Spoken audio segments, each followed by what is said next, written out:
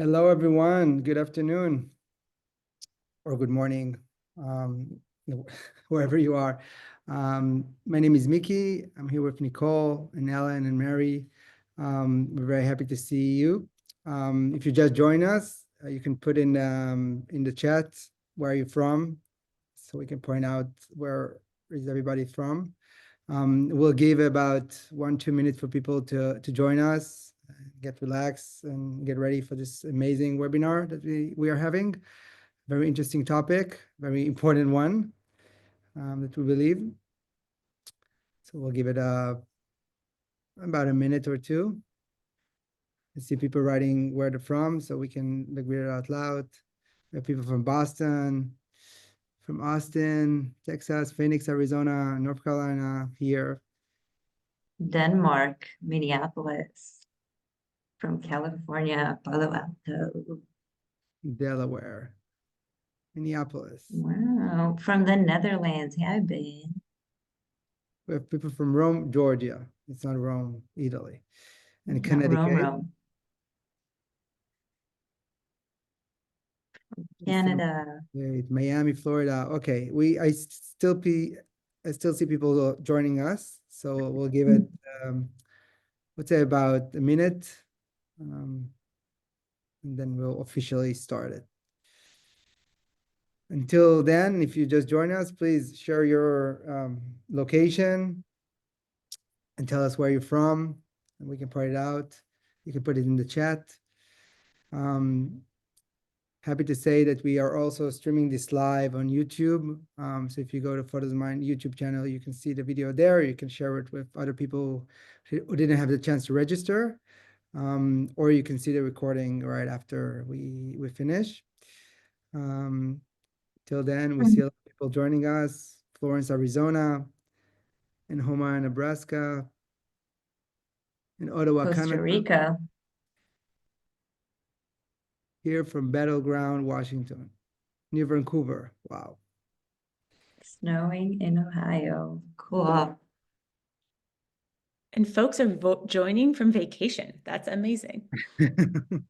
Yeah. The best activity to do during vacation. Finally have time. Exactly. Okay. I think we give it another 30 seconds and Nicole, if you like, Yeah. when you feel.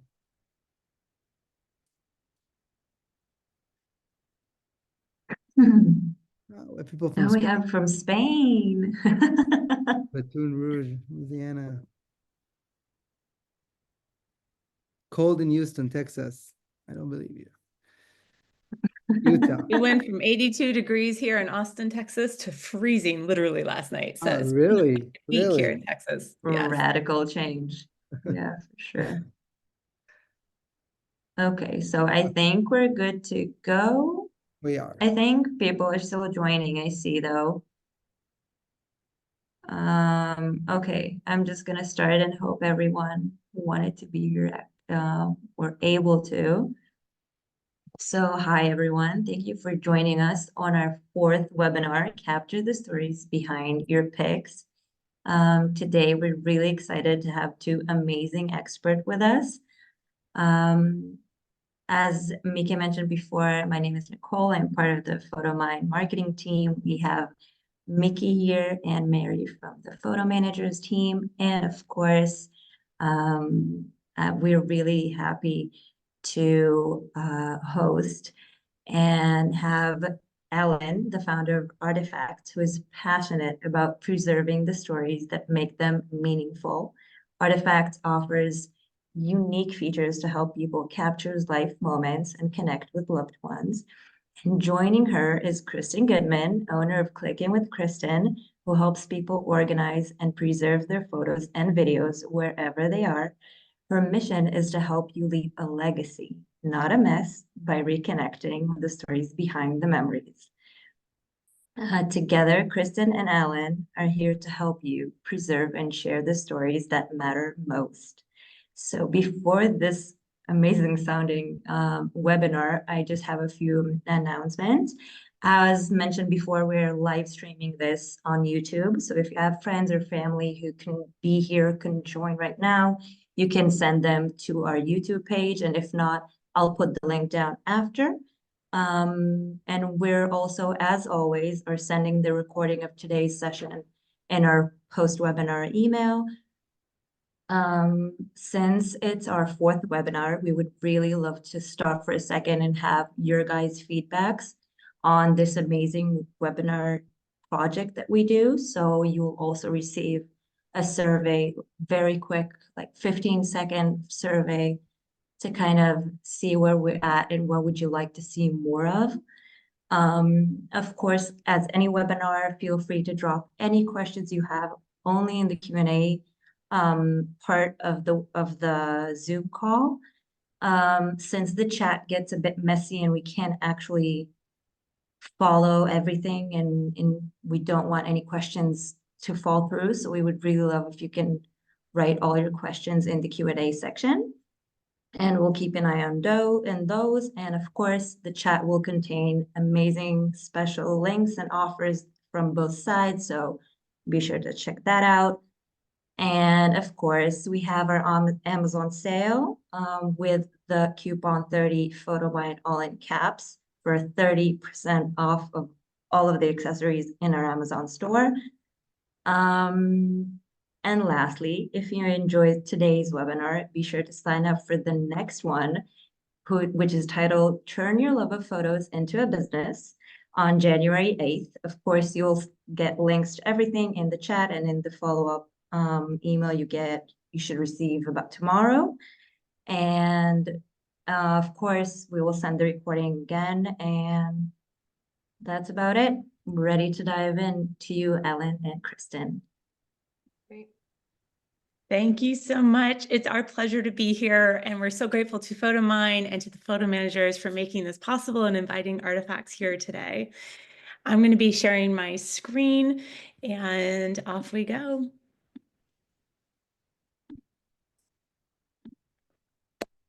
So you are here because we're going to talk about stories and your photos. The reality is photos can't talk, but you want to capture the stories behind your pics. Our agenda for this webinar, we're going to introduce ourselves briefly. We're also going to briefly set the scene. Make sure we're all on the same page with what is happening or not when it comes to stories and our photographs. Then we're going to talk about different approaches, including how we view it a little bit differently here at Artifacts and how we manage photos and stories here. And then we're going to go into some very tactical photo story formula, keeping it really simple to decrease that story burden and story anxiety that can afflict some folks, and giving you an easy formula to follow. So a little bit Artifacts. I am the co-founder of Artifacts. I manage all of our product and engineering side of the house. So if you don't like how something works or looks, you can email me, I'll handle it. But our founding principle here, my co-founder and I grew up together in government, and we started this adventure together as a new phase of life where we're helping people bring the stories and the stuff together. We don't want to create a story burden in the process. We heard a lot about that while we were researching our company. Some people think they don't have great stories. They don't have time. They're not great writers. Any number of reasons why they get a lot of anxiety when it comes to writing. We also are ad-free. And by default, everything is private. Your name, your artifacts, everything you create, because we want to keep these in your control. We have a free app that you can download, works great. You can record audio and video directly in it, grab photos right from your phone, and we're desktop friendly, obviously. And we're out and about. We are part of the AARP Age Tech Collaborative. We work with wealth managers and insurance companies. Time Magazine featured us as a tool to help you declutter and organize the stuff and the memories. And we've also been featured by Family Tree Magazine for genealogy awards. At the same time, we won an award this year for baby books, digital baby books, who knew? So we're really happy to be here and helping you at all of life's milestones and with all the photos and stories. Kristen, you want to introduce yourself? Sure. Hi, everybody. I'm Kristen Goodman, and I'm located in beautiful Naples, Florida. This is my daughter, Madison, on the screen with me. We are a mother and daughter team. She's been working for me the last couple years. But like they mentioned earlier, I do a lot of scanning, video conversion, digital organizing, anything that has to do with photos and telling your story. We do all of that here at our business, Clicking with Kristen. And you'll be hearing a lot more from Kristen throughout this presentation. We are highly collaborative. We go way back at this point, so you'll get lots of gems and insights from us both as we go along. So let's level set. Our belief is the status quo is really tough on stories. On the far left, you're seeing my actual photo albums in my house. You can see they are falling apart. What you can't see is that there are no stories. I did not write on the back of photographs. There are no captions. These were made for the time when we sat down on a couch and told the stories to each other in person. How often are we doing that anymore? Also tough on stories, metadata. Metadata is great. We're going to talk about it as we go forward. It's lovely for sorting and organizing and all these other things. But when it comes to a story, who wants to stare at the metadata? Nobody. This is not a pleasant experience. And of course, the original photos going back to the turn of the century, beautiful works of art, we had a lot fewer of them, and we're still inheriting them, and we don't know what to do with them. They are genealogy projects. They're subject for AI facial recognition. But we have to make choices about those. And obviously, there are great apps like Photomyne to help you digitize those. But how do you get to the stories if you want to preserve these photos and make them more meaningful? Stories are tough right now. Give you a great example. Bottom right of your screen, you see a photo I took of my parents' scrapbook before we digitized it. And the thing is, this photo, it might as well have been a Halloween costume with my mother, because no way, no how does my mother ever play tennis. And it just left me wondering, what gives? Why is mom wearing a tennis outfit in this, photo? And there's no caption, there's no information. And my daughter leans over and she says, "Who is that?" So my daughter doesn't even know it's my mother. This is where photo books and albums can let you down when it comes to the stories. And I always tell people, you have to think about photos and the fact that one generation removed, the story's gone. A second generation, and it is a genealogy project or a subject for AI facial recognition. And so when I talk with people about getting the stories behind the photos, I tell them, yes, we do have to think about the last of the generation. People who, on average, are likely to die sooner than later.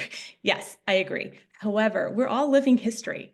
So this is where the digital photos are creating a little bit of chaos. We're taking 5.3 billion photos every day. How many of those do you even remember you took?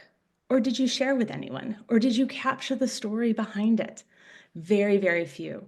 You take it, it's 20 back, it's 100 back, it's 1,000 back on your phone. So our challenge with stories and photos is just getting exponentially bigger. And so it's up to us every day to create these great habits.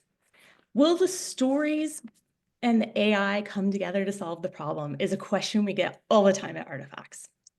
I went to an industry conference recently in San Francisco, and I wanted to share with you what I learned about AI and photos, and it wasn't what you might expect. Very few are focused on the stories. It's about post-processing of images. So for example, a photographer takes 2,000 photos at a wedding, and they want to set a certain mood, color, saturation, brightness in the photos.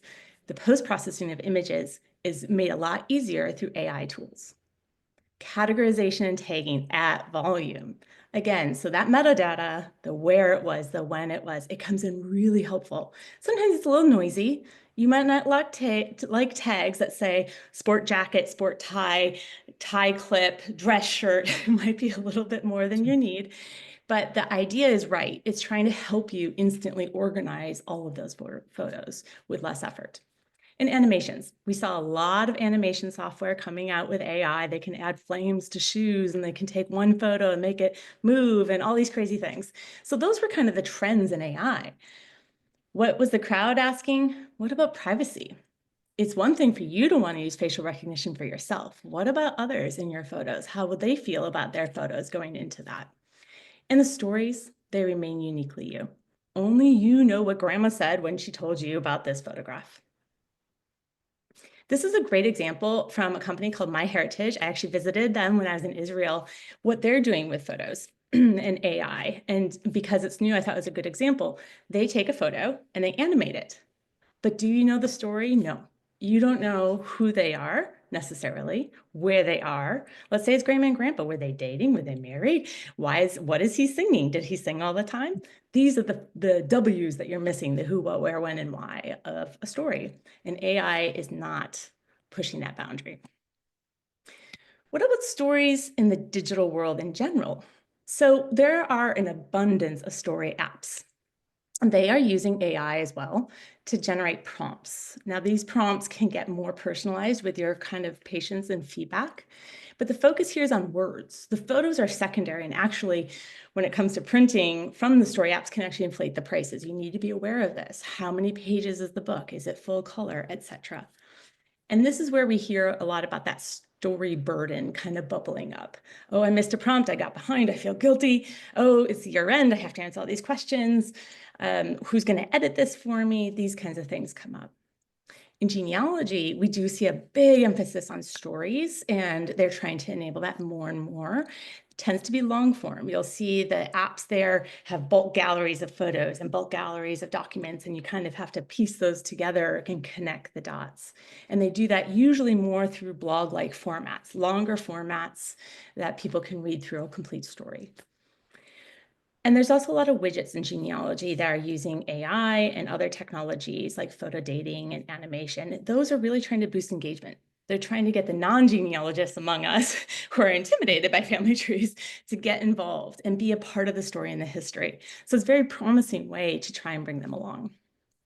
We also see a lot of the photo storage and organizing apps that then lead to product.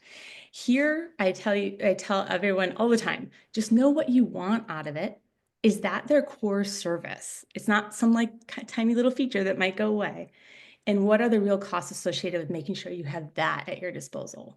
Shutterfly hit the news a couple of years ago when they said, hey, look, we're not actually meant for photo storage. They make their money on products. So they said, every 18 months, you must buy something from us or we're getting rid of your storage. So this is another area where we tell people, make sure that when you are capturing your photos, and whether you're adding metadata in Shutterfly or on your phone, you know where it is, it's backed up, and what you want out of that product. So that's where we're seeing stories in the digital world. Now along comes Artifacts. And we view this a little bit differently, as you might expect, because we are trying to have stories and stuff come together. Photos can't talk. But as you see in this example, my great aunt had her goggles, a brochure, and a photograph of herself welding. She was 20 years old and became a Rosie the Riveter. She got trained by the US Navy to weld the tail surfaces of airplanes. So what did we do? Took a picture of the photo, of the brochure, of the goggles. We added a story, including a video of her telling us about her experience welding, really short, 1-minute snippet. And we saved it to create this artifact you see on the right. I'm actually going to click on that at another time, but I don't know if you can see me all on the screen. The other thing we did is we linked the photo to a QR code sticker from Artifacts. It's on the frame, and I can scan it, and up pops the story of my great aunt Mariel. So this is how we connect the digital photos and their stories with the physical photos that are in our home. But it's not all about history here at Artifacts, because I tell people we are living history. I have 1 million photos of my child swimming, million. But there's this one photo you see in bottom right where she's flexing her muscles and she's smiling up at me because she just got her first BB time in USA swimming. She had worked years for this. What did I do? I knew I'd forget among the million of other photos this moment. I chose the photo, chose the videos of her swim, clicked share on my phone, and I didn't choose Instagram or Facebook. I chose the Artifacts app. I artifacted it in moments, knowing I could go back and add more detail later, and I clicked save. That photo and video combination is saved for her someday. I mean, she's 14, she doesn't care now. Maybe when she's 28 or later, but it's there when she's ready for it in this bite-sized format that is ready for her. Best of moments, pivotal life moments, these are great examples of things, photos to Artifact. Kristen's going to now jump in with some stories of her own about photos and stories. So I'm going to talk a little bit more about the printed photos and how I've used Artifacts and some ideas for you guys to use it as well. So this is a photo that I have artifacted, and this is my grandma. She's on the front row there next to her sister around 1917, and it's the only family photo that we have of her entire family. There's twin brothers on there, a sister that passed away. It's just kind of interesting. So I've kind of been the picture and story person in my family to share a lot of these things, but I was blessed with a grandma that lived to be almost 99, and she passed away in 2011, but was my storyteller. So pictures and stories have just always been part of my life from her. And I just love that part of it. So I have a few other photos, actual photos that I've scanned and just sent them over to Ellen yesterday. So here's another handful that if I wouldn't have kind of interviewed my grandmother back then, and now that she's gone, we wouldn't have these stories. So I was telling her yesterday, you know, seize the moment over the holidays. You know, you're going to be with family members, different people. You may have an old picture or an old story that you need to be told, and that person could be there, or somebody that knew that story. So again, there's the picture in the lower left of grandma's whole family. But the picture on the right of her standing, I remember her telling me this story that was her fancy suit. You know, back then she was getting ready to have her 5th baby that she didn't know about in the suit because she was 5 months pregnant with my mom, who was the only girl. And grandma had no idea that she was pregnant at that time, but she told me that story. And then there's another cute picture up there in the middle. That's her and my mom on her front porch. And she lived in that house from 1946. My mom was the only one born in a hospital, she shared with me. And they moved to that house right after my mom was born. So my mom grew up there, and my grandma lived there until she passed away. And then one time I went to visit up there in the top, that's her fanning out her amazing recipes that I've created a recipe book from scanning those original ones. And she has on her Cajun shrimp nail polish. She always had great nail polish. And but it was just super fun to be able to take those recipes now and share them. And I just created my first niece, one of my nieces just got married, the first marriage in our family. And I've created a digital photo book with all grandma's recipes. And that's the gift that I give now for the weddings. And she loved it. But I just feel like the pictures and the stories can all come together easily using artifacts. And just like how Ellen showed her quick image on using a digital photo that was on her phone and the story of her daughter and her amazing swimming, this is what I love about having photos scanned or using Photomyne to just take a picture of a photo quick and pop it into your artifact and tell that story. And you can totally do this at your family functions during the holidays or anytime. I just learned about a couple months ago about using the audio video feature that I had no idea. I shared with Ellen and with Heather about how I just thought it was for stuff. I didn't really realize how amazing using photos and just being very simple, 5 items, you know, audio, a video, photos, whatever, using artifacts. And I lost my dad last summer, and I was able to create an audio of him reading a book to my girls when they were younger and recreated that for my family and popped it into my artifact. So there's just so many things that we could do with short stories. It doesn't have to be super long. It could be, you know, 3 or 4 sentences. But I do love the 5 W's, which we probably, lots of us have learned in school, the who, what, when, where, why. And even if you don't know all of those pieces when you're first starting to do your artifacts, what I love about it is you can go back and fill in those blanks that you need, you know? So, but when you're talking to your family members over the holidays, just remember that, or just ask everyone to share a story or a memory of a family member that may not be with you anymore, you know, and just share that story and record it, because it's just something that you'll definitely want to have and you'll definitely miss when they're gone. We get very emotional when we talk about photos and stories. I know.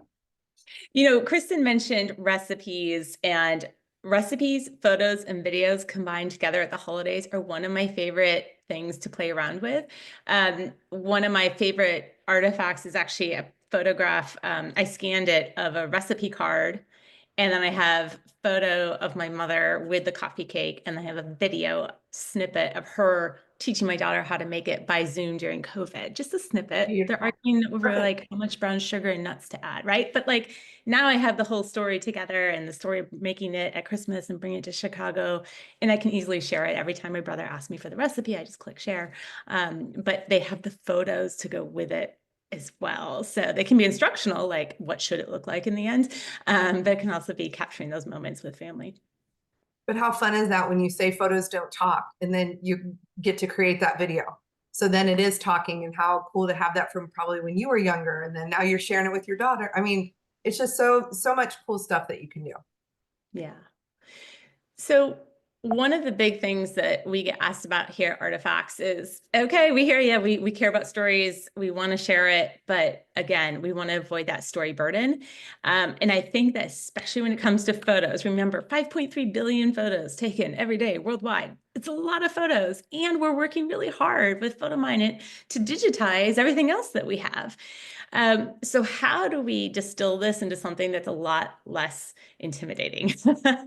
So we've kind of developed our own little photo story formula. And the first piece of the formula is all about curation. And, I will say, Kristen and I have talked about this, that, as a professional photo manager, she's often preaching this to her own clients, but we live in a bite-sized world, folks. No one is going to sit down and want to look at all 150,000 photos that you have now organized. No one's going to want to sit down and watch 2 hours of grandma telling her life stories. This is why Twitter and TikTok are so popular. Bite-sized world, bite-sized stories. There's also Miller's Law to think about with curation. Henry Miller was a researcher, and he found our short-term memory is about 7 items, plus or minus 2. So take it down a notch, go to 5 items. What 5 photos could help you tell that story most effectively? You don't need to actually share 150 photos from 1 hour of your trip that you just took. Pick 5, tell that story. This also makes it much more achievable when you're trying to develop a new habit, right? You care about the photos and the stories. You want to bring this into your habit. Great. Don't try and boil the ocean with the entire life story. Pick one photo that triggers a memory and start with that and keep on going. This is really what curation is all about. Kristen, did you want to add something on that? Well, it's funny you're talking about that, because when I work with clients, I work in their homes or with their collections. And when I meet with them, I always tell them the same thing. Just keep what tells your story. We don't need everything. I had somebody that had about 1,200 photos from a trip to Hawaii, I remember. And I'm like, I don't think you need 200 pictures from the beach. Like, it was there the whole time, but if your people are standing on the beach, keep that picture. And, but you don't need a picture of the waves. I hate to say it like that, but again, I totally agree with what you're saying about the short-term memory. Just, and you don't want to have to, if you're not there, stand over somebody and be, oh, this is what happened here and there. Short and sweet, to the point, keep what tells your story. Exactly. Which brings us to the second part of the formula, which is context. And there's an author, Jeff Greenwald, who's one of the original travel bloggers, which is amazing. And he went trekking all over the world, and he distilled it for us into this one simple thing. Start with something true. For example, what is it? I often lead arty afternoons where people get together and we artifact together, and a woman brought an object to share with the group. And she said, yeah, I brought this because I really like it, but it doesn't have a story. And I said, okay, what is it? And she said, oh, it's a knitting needle. For the record, folks, I didn't know knitting needles came like this big. It was huge. And she said, yeah, it's a knitting needle, and it's made of whalebone, which threw me. I felt like I was echoing her. Whalebone? She said, well, yes, my great grandmother, she liked to knit. She lived in Connecticut, da, da, da. So we go from this thing is important to me and has no story to it's in its 3rd generation, made of whalebone, from someone who lived in Connecticut and was a famous knitter. Like, I think that's a story, right? But if someone had come across this thing, it would have easily been tossed because they know nothing about it. And she actually had a photograph of her great grandmother with this knitting needle.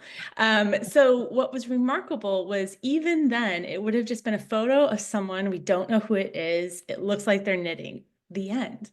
But she had the pieces to that puzzle. So we always tell people, just start with something true, keep it super simple, then move on to those 5 W's, as she did, because one memory will unlock other memories. By me asking one of the W's, what is it? Then I got to who it belonged to, where it came from, what it was made of. So one memory, use that as the stepping stone to others. I lead a lot of workshops for caregivers to people with dementia, and this is exactly what we talk about. Objects that we choose to keep around us tend to bring up positive, happy memories. Use those photographs that you're surrounded by to capture those stories. And then finally, sharing. We talk a lot here at Artifacts about story sharing, not storytelling. Storytelling is unidirectional. Are they actually listening to you? Are they ready to hear this story? Are they interested in this story? Sharing is about two-way, making sure they understand the relevance to them and their life, have a chance to ask questions. So the sharing of it is what's really critical as well. Now, you might be wondering about this crazy image on my screen. It is a perfect example of the type of photo you might take, forget you took, and never do anything with, and then go back and be like, I don't know, was it artistic something? So this is where the context matters. And I wanted to share this with people because on the one hand, it might be that you would easily cull a photo like this. I just forgot.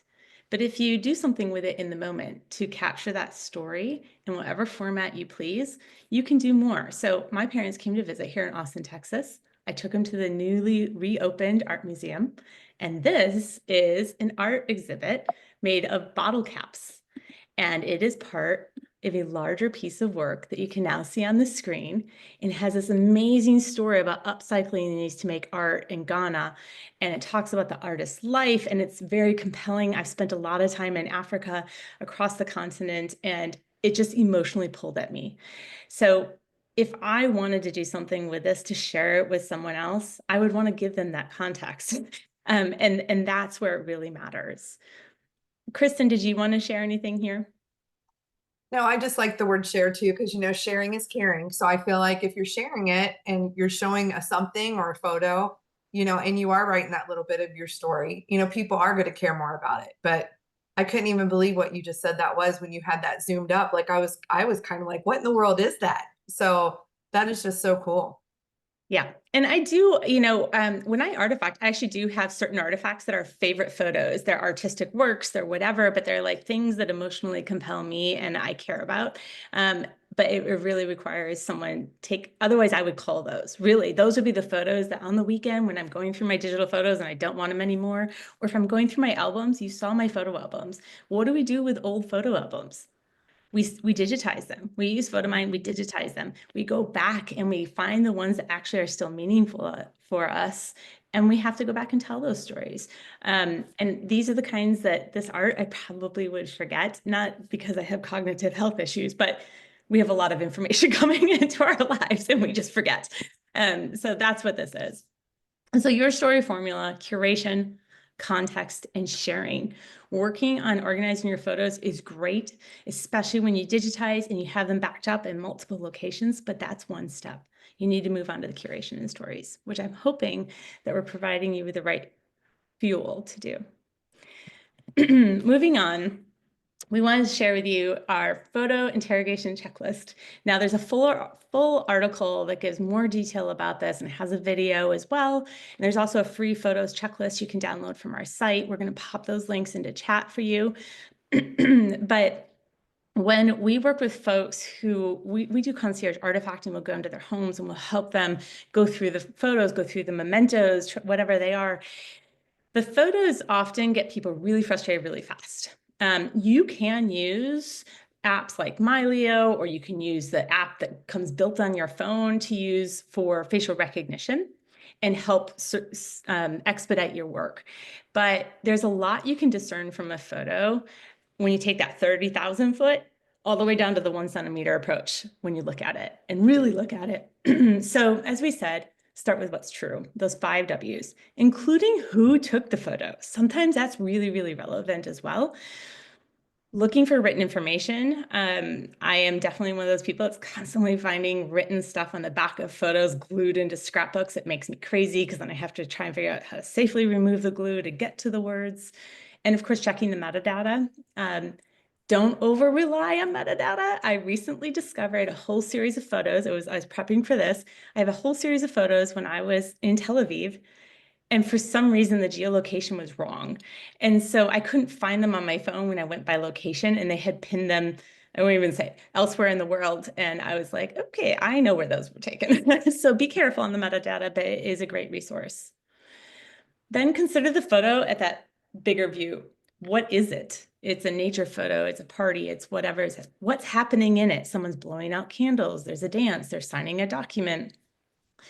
Is it staged or is it casual? These are all clues helping you figure this out. I have a staged photo of my mother, and it kind of looks like today's modern senior photos.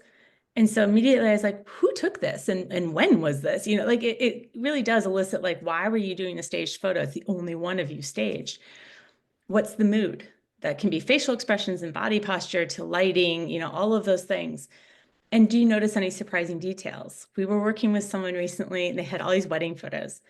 And the photos clearly show them putting the rings on each other's hands during the ceremony. And then you see them at the reception and they are not wearing rings. And so that surprising detail elicited a lot of questions. And it turns out that the groom had swiped the rings to do a last minute engraving and was going to surprise the bride with an engraving at the reception. But it was one of those surprising little details that elicited a new story. So this is why we tell people, look at that 30,000 foot and look at that 1 centimeter. There's a ring missing in this photograph. And that can really help you uncover some interesting pieces of the story. We go into this in the article, but the other thing about photos, and I'm living through this, and I think a lot of folks are, when you're inheriting a lot of photos, even knowing it came from my mother's side of the family, and that kind of chain of custody of the photos, knowing which side of the family, preserving that information is a great starting point for somebody who's going to have the interest to sleuth through those photos and figure them out. That can help with location, right? It can help with time period. In the 1850s, they were living in the UK, and, you know, so it's not them, you know. So I would beg you to read through that article, think about all the details that you do know, and go with those, because it's better than having nothing. It's just a random photo. It could be a stranger. Anything to add here, Kristen? Well, I was just thinking about the boxes of photos because I get a lot of that a lot of times down here because we have people, lots of people move into Florida, and that's who I'm helping to digitize. So when you do go through those photos, you know, the picture tells the story kind of thing. So how she mentioned about what's happening in the photo, like for a birthday, look on the cake and how many candles, right? I just did that with somebody the other day and they're like, oh my gosh, I didn't even notice that because we were trying to finish up a photo book for the holidays. And she's like, I thought he was 3, but oh my gosh, he's 2, you know? So it's just some of those little details that you might just miss out on, you know, if you just don't look through there. I like another thing too, like trying to tell where a photo was taken, like just to use that Google reverse image. Like sometimes I take a photo when I'm working on something for a client and they may not have told me because it's a printed photo again, where this vacation was, and I can drop that in and it may tell me exactly what that museum was, what city it's in. And then I amaze them by putting that on there. They're like, how did you know that? You know, so again, there's like some really cool things that are out there to help you with those printed photos, not just the digital photos. And you have to Big be hair willing from the to 80s, big hair from the 80s, right? I'm and saying that's my where age.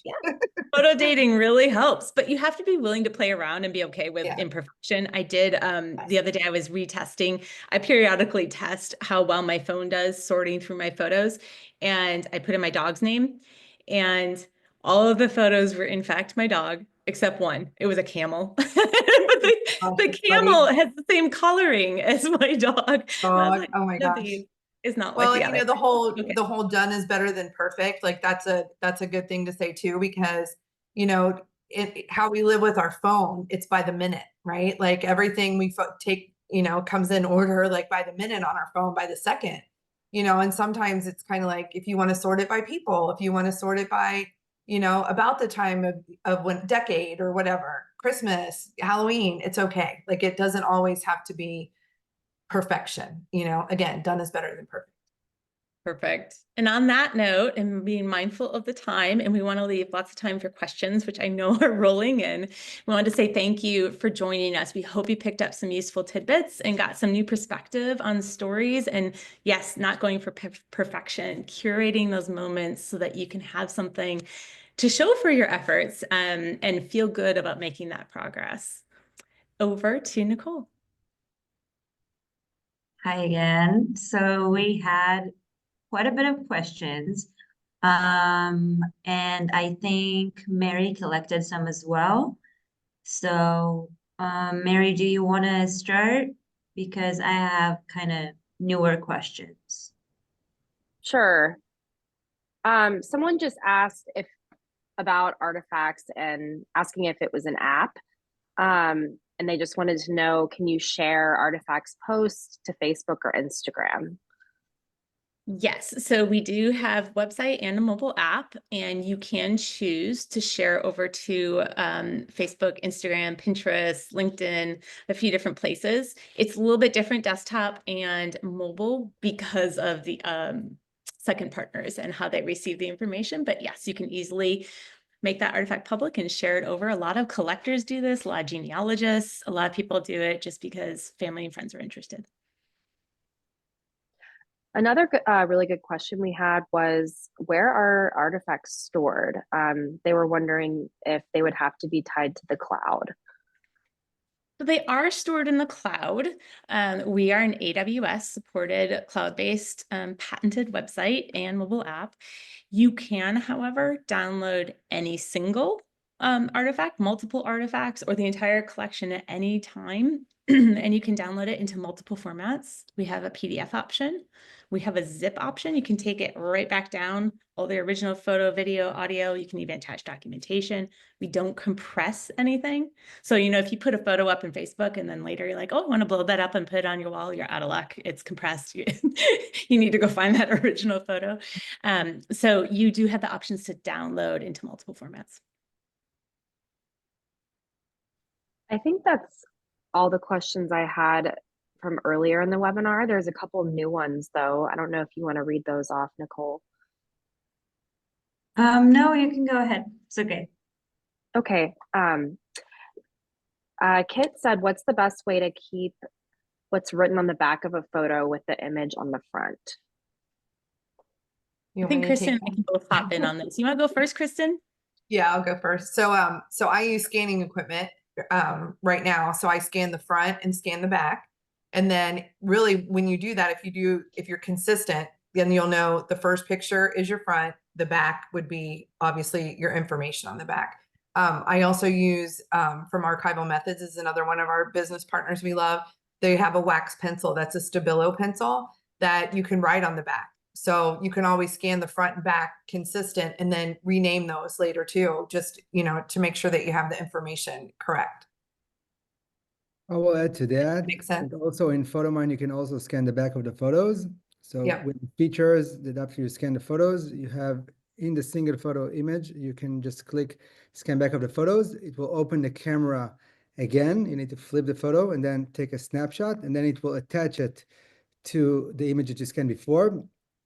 And then you can flick back and forth between like the front and the back of the photos, and it will be there. It will also do OCR, so it will take what's written there and put it as metadata on the photo itself. So it's a very easy way to do it after you scan the photos with Photomyne. That is a fabulous resource. And it's an efficiency play too, right? Getting that the text onto it is really great. And yeah, I'm a sucker for, I love seeing the handwriting. So when we create artifacts, we do front and back, and we keep the handwriting just because it's nice to see. Sometimes I don't put it in the artifact proper, I'll put it in the documentation, but I always include what was written on the back as a caption in the artifact on the photo as well. And it's nice to have the original handwriting from somebody. So that's good to know, Mickey. I'm glad you mentioned that too. Another few questions we had was, are you able to add audio to the artifact? Yes, absolutely. So what's and Kristen's smiling because this is one of her favorite discoveries. So on the app, you can record audio and video directly in the app. So you just open up the app, say create artifact, and it'll ask you, do we want to record audio, record video? If you don't like it or you want to try again, you can save it down to your device. Or if it's too big or you want to compress it or trim it, you have those options as well. And we do it all the time. And it's really nice too, because if you hit play on the video or audio, you can leave it running while you look at other photos and videos, in the artifact. So you can have grandma telling you the story about something as you're looking at the relevant photos, for example. On desktop, we don't record directly in desktop. I use QuickTime. It's installed on my computer. But yes, you can do that directly in the app. And another thing we're using the audio for through the app is I'm in the hurricane zone down here in Florida. So I've been helping some of my clients photograph some of their things in their homes.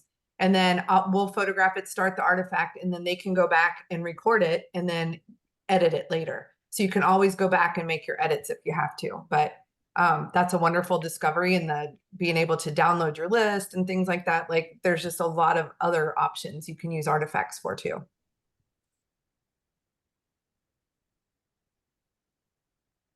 I don't know if Mickey or Nicole want to touch on this, but there was a few questions about how using Artifacts might be different from adding info into Photomyne, and how maybe the two apps tie together.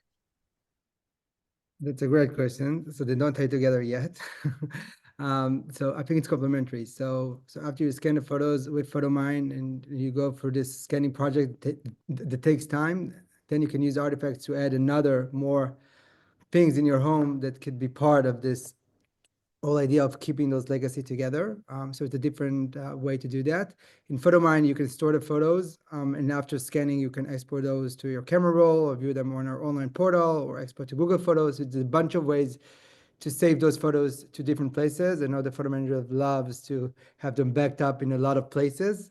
So once it's scanned with Photomyne, you can keep it there, but you can also export it and have it somewhere else. And then add another layer with Artifacts of scanning your other objects and making sure that they are safe also, and the story is safe. I think we're all talking about stories. So like in Photomyne, we like the idea that it's like very easy to scan, and the drawer is very, very smooth and easy, and everyone can do it very fast. But the hard part is to sit and go through each photo and then add the metadata and the location and the dates and who's in the photos, and trying to compile together. We also encourage our users, of course, to try and share those photos outside of Photomyne. So we have a bunch of ways to export, but also share it through a lot of links, like and very easy way to make sure that all your friends and family can enjoy those photos that you just scanned. And also at Photomyne, I would say that it's not just photos, so it's also slides and negatives. So all your physical assets in terms of like photos, slides, and negative are easy to scan. There was a question about scrapbook and scrapbooking, a very interesting question.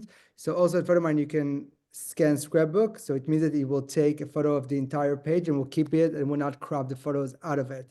So you can keep it and then just make sure that it is easily cropped. Yeah, very easy. And I want to add on to that. One of my favorite things to do, especially with photos and family heirlooms, these are where I do it the most often, is when I'm grabbing those photos and I'm artifacting them. I've scanned them in. If I have them printed over at Photomyne, I add them. So this one has a few photos, and it also has that video of the whale tail. The beautiful thing here too is you can actually, in the story, link to other people that are a part of the story and other artifacts. So this is another artifact related to the same trip on Cape Cod, and using that normal @ feature that you're used to from social media, you can just type @ and link to another artifact, and you can see I artifacted other photos. I didn't have room for 100 photos from this trip. I chose my favorites, and I told the story about each one of these and why they're relevant. And website links, like wherever you went, you can put website links in there and link back to things. And so it is like your digital scrapbook online kind of thing. It's just there's just so many things you can do with it.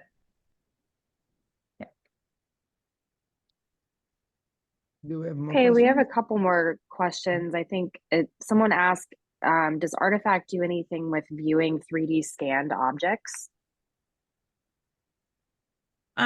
So we do have people that do 3D scans in a video format that's compliant on Artifacts, and they do this usually for insurance purposes, to be honest. Often we see those 3D objects. Well, there's two instances. Insurance, because insurance is going to see every angle. What did it look like? Where are there scuffs? Things like that. We also see people do it when they're dividing up estates. So one person in the family gets that thing, and everyone else wants to see it. So we also do see that a lot with estate management and people who are artifacting objects that are going to get dispersed across a family and friend network.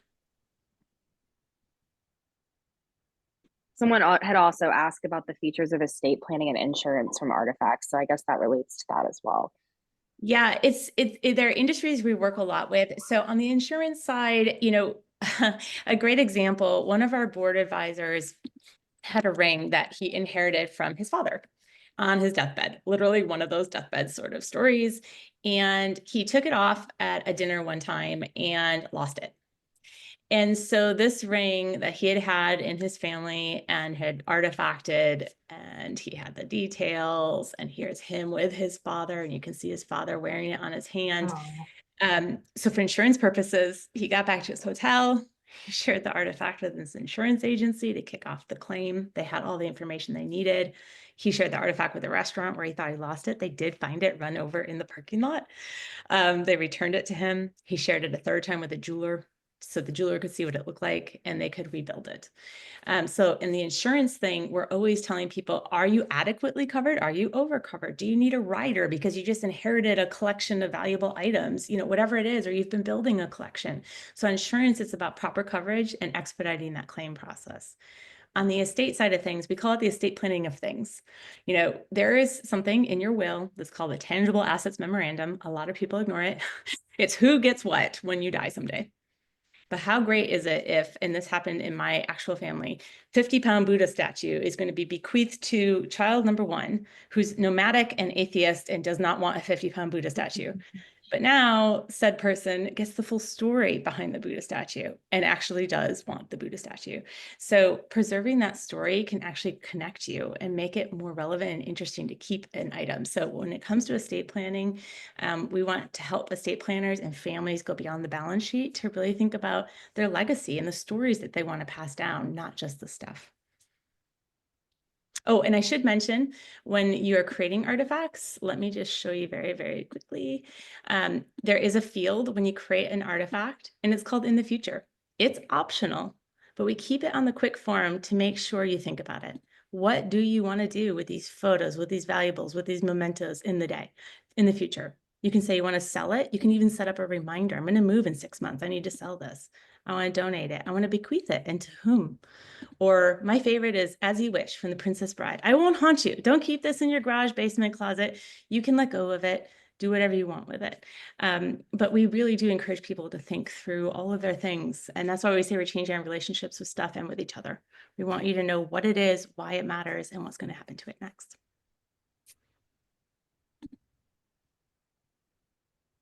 I don't think you left anything out. There's so many things. One more question that we had was, if for some reason the company was no longer available someday, what happens to the photos and would they have access to them? We hope all companies, from Google to startups, have a plan for their demise. So yes, of course, you would receive a notification if something were to happen to us, and you have time to download all of those artifacts. And as I mentioned, we don't compress anything, right? So you would get a notification and you would be able to come here to Artifacts. You're going to see inside my personal collection. It's quite eclectic. And you would just click download. And you would choose, you could download it in all 4 formats, one by one. You could download it into whatever you want and take them with you. Yes. And you can do that anytime. In fact, if you were to ever start artifacting and say, I am done with artifacts for whatever reason, we won't take it personally much. The first thing that it'll say if you want to cancel is please take your artifacts with you. We think they're important and valuable. Yep. 100% we agree with that. And also at Photomyne, you can easily save and share your photos like anywhere in any place that you wish. So it's very easy. And of course, we're planning to be here for a long time. That's right. But we will not take your property hostage. It's yours, No. right? It's not ours. 100% not. Yeah, I think we're almost like time for wrapping up. So I would say thank you so much, Ellen, Kristen, and Mary. It was a pleasure. And very interesting. And I think we always try to look at like the physical chore of scanning or artifacting or stuff like that, but the emotional story behind those, you know, assets and photos, I think this is like very important. So thank you for that. And everyone here at Photomyne, thank you for joining us. We'll be here next month with another exciting webinar. I think it's about how to become a photo manager. So it's very interesting for everyone who's looking for an extra career or something to do if they're like passionate about scanning their photos and wish to help other people. So I think it's a very interesting like webinar about that. Yeah, awesome. Thank you so much for doing that for us. See you all It's my next. pleasure. And if people Me go too. to the Photo Managers Conference, look for me. I will be there cheering on the photo managers. It's a great outlet for people to really transform their careers. And I love what I do, and I'll be there too. It's awesome. I've been part of it since 2012, so it's a great job to have. Lots of helpers. Amazing. Thank you guys. I added the link for the next webinar, January 8th, in the chat if anyone is interested in kind of signing up early. And yeah, I wanted to thank you guys too. It was inspiring. I loved it. Thank you so much. It's our loved it too. pleasure. Good And luck. I will say our 12 days of artifacts wrap up tomorrow. Tomorrow's December 12th already. So check us out. We did put up a QR code and we'll be distributing the PDF of the slides. You'll have access to that QR code and you have a special offer from Artifacts. Awesome. And of course, the recording of this webinar will be sent tomorrow, as mentioned before. Awesome. Thank you, everyone. Have a Thanks, nice day. everybody. Thank you so you. much. Have a great holiday.